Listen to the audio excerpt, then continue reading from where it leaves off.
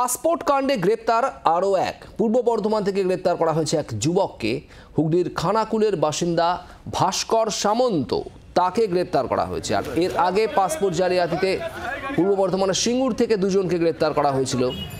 তাদের জেরা করেই এই ভাস্কর সামন্তের হদিশ মেলে বলে জানা যাচ্ছে।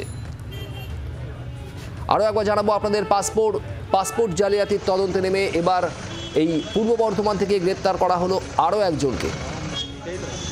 অরূপ লাহা আমাদের প্রতিনিধি রয়েছেন আমাদের সঙ্গে। অরূপ, ঠিক কি জানা যাচ্ছে পুলিশ সূত্রে? প্রথমেই বলে রাখি যে পাসপোর্ট জালিয়াতি কাণ্ডে এই নিয়ে মোট 5 জনকে পুলিশ গ্রেপ্তার করলো। আগে 4 জন গ্রেপ্তার হয়েছিল এবং আজকে খানাকুল থেকে ভাস্কর সামন্তকে গ্রেপ্তার করার পর সে সংখ্যাটা আরো 5।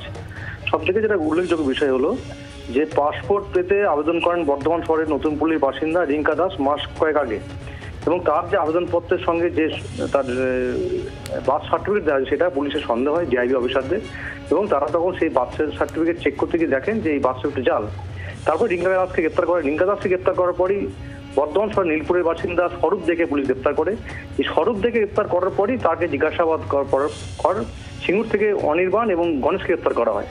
এই গণেশ এবং অনির্বাণকে জিজ্ঞাসাবাদ করার পরে আজ গ্রেপ্তার করা ভাস্কর সামন্তকে, যেটা পুলিশ সূত্রে জানা যাচ্ছে যে ভাস্কর সামন্তের কিং পিন, অর্থাৎ সেই হচ্ছে মূল চক্রী, এবং এই ঘটনার সঙ্গে আরো অনেকেই জড়িত আছে বলে পুলিশের সন্দেহ, এবং এর সঙ্গে প্রশাসনের একটা লেভেলের যারা আধিকারিক তারা যুক্ত আছে। দেখ, সব নিয়ে বলা যেতে পারে যে যত সময় যাচ্ছে এই পাসপোর্ট জালিয়াতির যে ঘটনা, যে আবেদনপত্রের শংসাপত্রের যে ঘটনা, তাতে কিন্তু নতুন নতুন নাম আসছে, নতুন নতুন কেন্দ্র জড়াচ্ছে, প্রথমে বর্ধমান, তারপর হুগলি, এবং পুলিশের ধারণা এর সঙ্গে গোটা রাজ্যের আরো কয়েকটি জায়গায় সঙ্গে যুক্ত হতে পারে। বাংলার আওয়াজ, বাঙালির আবেগ, জি 24 ঘন্টা।